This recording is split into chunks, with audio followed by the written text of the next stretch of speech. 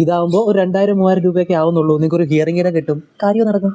ഒരാഴ്ച മുന്നാണ് ഈ ഒരു പേഷ്യൻ്റ് എൻ്റെ അടുത്തോട്ട് വരുന്നത്. അപ്പോൾ അദ്ദേഹം വളരെ താഴ്ന്ന ഒരു സാമ്പത്തിക സ്ഥിതിയുള്ളൊരു ആളാണ്. അപ്പോൾ ഒരു basic battery type hearing aid ഒക്കെ മേടിക്കാനേ അദ്ദേഹത്തിനെ കൊണ്ട് പറ്റത്തുള്ളൂ. പക്ഷേ ഒരു basic battery type hearing aid മേടിക്കാൻ തന്നെ 10,000 രൂപയാവും. അങ്ങനെ ഒരു 10,000 രൂപയുടെ ഹിയറിംഗ് എയ്ഡ് അദ്ദേഹം മേടിച്ചു തന്നെ വയ്ക്കുക. അതിൻ്റെ അകത്തുനിന്ന് ബാറ്ററി ഒരു 10-15 ദിവസമൊക്കെ ആയിരിക്കും നിൽക്കുന്നത്. അദ്ദേഹത്തിന് അത്യാവശ്യം ഒരു പ്രൊഫൗണ്ട് ലോസ് ആണ്, അത്യാവശ്യം നല്ല കേൾവിക്കുണ്ട്. അപ്പോൾ അതിനനുസരിച്ച് ബാറ്ററി ഡ്രെയിൻ ആവും. ഒരു 8-10 ദിവസം കഴിയുമ്പോൾ ഒരു ബാറ്ററി തീരും. അപ്പോൾ ഒരു 10 ദിവസം കൂടുമ്പോൾ ഒരു 30 രൂപ കൊടുത്തൊരു ബാറ്ററി മേടിച്ചിടുക എന്നുള്ളതും അദ്ദേഹത്തിനെ കൊണ്ട് നടക്കുന്ന കാര്യമല്ല. അപ്പോൾ പിന്നെയുള്ളൊരു വഴി എന്ന് പറയുന്നത് ഒരു ബേസിക് ഒരു റീചാർജബിൾ ടൈപ്പ് ഹിയറിംഗ് എയ്ഡ് നോക്കുക എന്നുള്ളതാണ്. പക്ഷേ ഒരു basic rechargeable type hearing aid നോക്കുകയാണെങ്കിലും ഏകദേശം ഒരു 28,000-30,000 രൂപയാകും. പിന്നെ എന്താണ് ഒരു വഴി എന്നിങ്ങനെ ആലോചിച്ചുകൊണ്ട് നിൽക്കുമ്പോഴാണ് വൈ നോട്ട് ഒരു പോക്കറ്റ് ടൈപ്പ് ഹിയറിംഗ് എയ്ഡ്. അതാകുമ്പോൾ ഒരു 500 രൂപ മുതലേ പോക്കറ്റ് ടൈപ്പ് ഹിയറിംഗ് എയ്ഡുകളുണ്ട്. അതിൻ്റെ അകത്തിരുന്ന ബാറ്ററി ആണെങ്കിൽ നമ്മുടെ AAA സൈസ് ബാറ്ററിയാണ്. 2 ആഴ്ചയോളം എന്തായാലും സുഖമായിട്ട് അതിനകത്ത് ബാറ്ററി നിൽക്കും. ഇപ്പോൾ ബാറ്ററി എന്തായാലും 20 രൂപയൊക്കെ ആകത്തുള്ളൂ. അദ്ദേഹത്തിന് അത് ഭയങ്കര ഒരു ബുദ്ധിമുട്ടായിട്ടും ഫീൽ ചെയ്യത്തില്ല.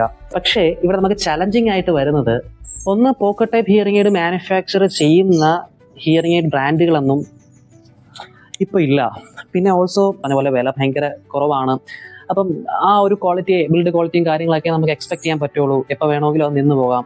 ഓൾസോ അതിൻ്റെ സർവീസും കാര്യങ്ങളൊക്കെ ഇപ്പോൾ ഒന്ന് ചീത്തയാണെങ്കിലും പുതിയത് മേടിക്കാൻ നോക്കാനേ നമുക്ക് പറ്റുള്ളൂ. അല്ലാണ്ട് റിപ്പയറിങ് കാര്യങ്ങളൊന്നും അത്രയും സുലഭമായി കിട്ടും എന്ന് എനിക്ക് തോന്നുന്നില്ല. ഞാനപ്പോൾ ഈ റിസ്ക് എല്ലാം ഞാൻ അദ്ദേഹത്തിൻ്റെ അടുത്ത് പറഞ്ഞു. അപ്പം പുള്ളി പറഞ്ഞു നമുക്ക് എന്തായാലും നോക്കിക്കളയാൻ സാധിക്കും പറഞ്ഞു. അപ്പോൾ ഞാനും കോൺഫിഡൻ്റ് ആയി.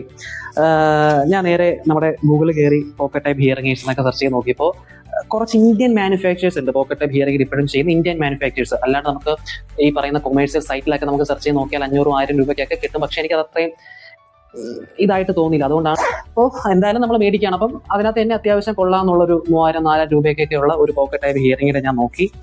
കമ്പനിയായിട്ട് ഞാൻ കോൺടാക്ട് ചെയ്തു, ഞാൻ സംസാരിച്ചു. അപ്പോൾ അവർ എനിക്കൊരു പോക്കറ്റ് ടൈപ്പ് ഹിയറിംഗ് എയ്ഡ് അയച്ചു തരാമെന്ന് പറഞ്ഞു.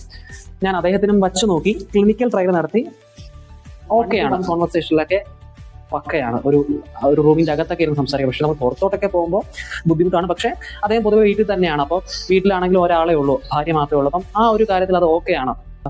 സോ ഒരാഴ്ചയായി അദ്ദേഹം അത് യൂസ് ചെയ്യാൻ തുടങ്ങിയിട്ട് സോ ഫാർ ഗുഡ് ആണ്. ഞാൻ ആ ഒരു കമ്പനി ഏതാണെന്നൊന്നും ഇപ്പം ഞാൻ പറയുന്നില്ല. ഞാൻ പറഞ്ഞത് എനിക്കും അറിയില്ല എത്രത്തോളം ആ ഒരു ഹിയറിംഗ് എയ്ഡ് വർക്കാകും, എത്രത്തോളം അതിൻ്റെ ലൈഫ് കിട്ടും എന്നുള്ളതൊന്നും. സോ ഒന്നും ചെയ്യാണ്ടിരിക്കുന്നതിനെക്കാട്ടും നല്ലതല്ലേ ഇതെങ്കിലും ചെയ്യുന്നത്. ലൈഫ് എത്രത്തോളം കിട്ടും എന്നുള്ളത് ഇനി യൂസ് ചെയ്ത് നോക്കിയാലേ അറിയുള്ളൂ. ബട്ട് നമുക്ക് നോക്കാം അതെങ്ങനെ പോകുന്നു എന്നുള്ളത് നോക്കാം. എന്നിട്ട് ഞാൻ അപ്ഡേറ്റ് ഇട്ടേക്കാം. ഓക്കെ, സോ ക്ലിനിക്കിൽ കാണാം.